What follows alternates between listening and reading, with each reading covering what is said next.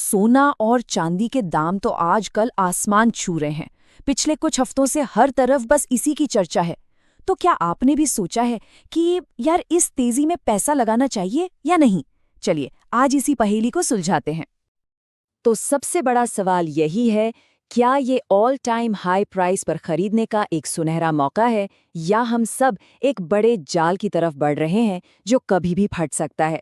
आइए इस पूरे मामले की तह तक चलते हैं, कुछ फैक्ट्स और आंकड़ों के साथ। और देखिए, ये सिर्फ हवाई बातें नहीं हैं। हाल ही में हमारे एक दर्शक ने हमसे यही पूछा। सोचिए, जब आपका अपना ज्वेलर मार्केट रेट से 10,000 रुपये ऊपर मांग रहा हो, तो टेंशन होना तो लाजमी है। तो चलिए समझते हैं कि आखिर ये हो क्या रहा है। तो आते हैं हमारे पहले सेक्शन पर, कीमती धातुओं में ये अफरा तफरी। सबसे पहले ये समझना जरूरी है कि ये प्रीमियम अचानक से इतना क्यों बढ़ गया और मार्केट में इतनी खलबली मची क्यों है। आज की तारीख में ज्वेलर चांदी पर लगभग 10,000 रुपये और सोने पर करीब 1,000 रुपये तक का प्रीमियम ले रहे हैं। ये साफ साफ दिखाता है कि रिटेल मार्केट में डिमांड इतनी ज्यादा है कि सप्लाई कम पड़ गई है। सेक्शन 2, चांदी में तेजी के कारण। अब सवाल उठता है कि भाई, चांदी की कीमतें आखिर इतनी बढ़ क्यों रही हैं? इसके पीछे कुछ बहुत ही मजबूत कारण हैं। और यहाँ पर एक बहुत ही चौंकाने वाली बात सामने आती है। अगर आप अमेरिकी डॉलर ने देखें तो चांदी का भाव आज भी लगभग वही है जो 50 साल पहले था। जी हाँ, हमें जो ये एक भारी उछाल दिख रहा है ना, उसका एक बहुत बड़ा कारण है रुपए का कमजोर होना। तो चांदी की इस रॉकेट जैसी तेजी के पीछे 3 मेन वजह हैं। पहली, इंडस्ट्रीज में इसकी डिमांड बहुत बढ़ गई है, खासकर इलेक्ट्रिक गाड़ियों में। दूसरी, गहनों में इसका इस्तेमाल बढ़ रहा है। और तीसरी, एक 50 साल पुराना प्राइस पैटर्न है जो इशारा कर रहा है कि एक बड़ा ब्रेकआउट हो सकता है। चलिए एक एक करके इन्हें समझते हैं। इंडस्ट्रियल डिमांड को समझने के लिए गाड़ियों से अच्छा कोई उदाहरण नहीं। देखिए, एक नॉर्मल पेट्रोल डीजल कार में करीब 30 ग्राम चांदी लगती है, वहीं एक इलेक्ट्रिक कार में सीधा 50 ग्राम, मतलब लगभग 70% ज्यादा। तो जाहिर है, जैसे जैसे ईवी बढ़ेंगी, चांदी की मांग भी बढ़ेगी। और गहनों की बात करें तो एक मजेदार फैक्ट ये है कि जब आप 9 कैरेट का सोना खरीदते हैं तो आप असल में सोने से ज्यादा चांदी खरीद रहे होते हैं। जी हाँ, इसमें 64% तक चांदी होती है जो उसे मजबूती देती है। अब आते हैं सेक्शन 3 पर, एक चेतावनी, ब्लैक थर्सडे। लेकिन इससे पहले कि हम इस तेजी को देखकर बहुत ज्यादा एक्साइटेड हो जाएं, चांदी के इतिहास से एक बहुत जरूरी सबक सीखना होगा। ये कहानी है 1979 की। हंट ब्रदर्स नाम के 2 भाइयों ने मार्केट को मैनिपुलेट करने की कोशिश की।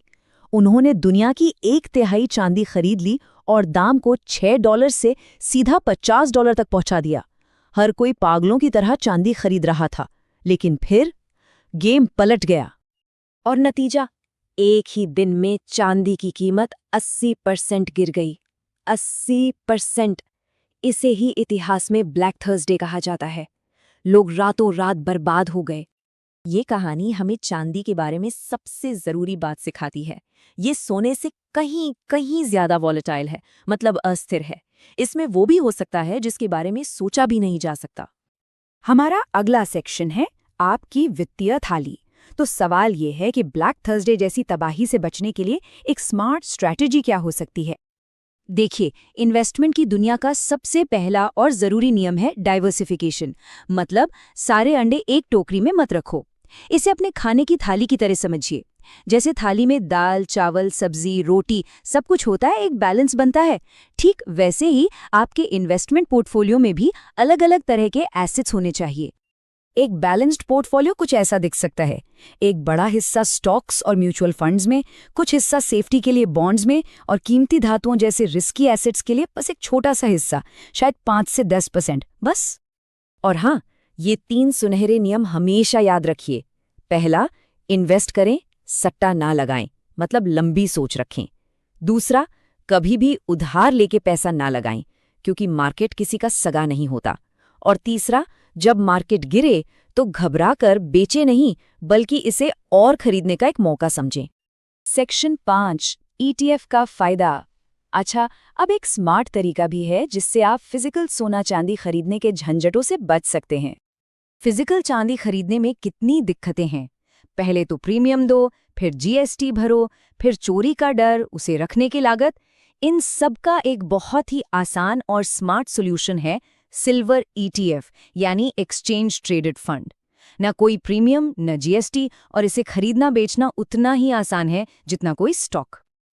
और सबसे कमाल की बात जानते हैं क्या है? इसके लिए आपको अमीर होने की जरूरत नहीं है।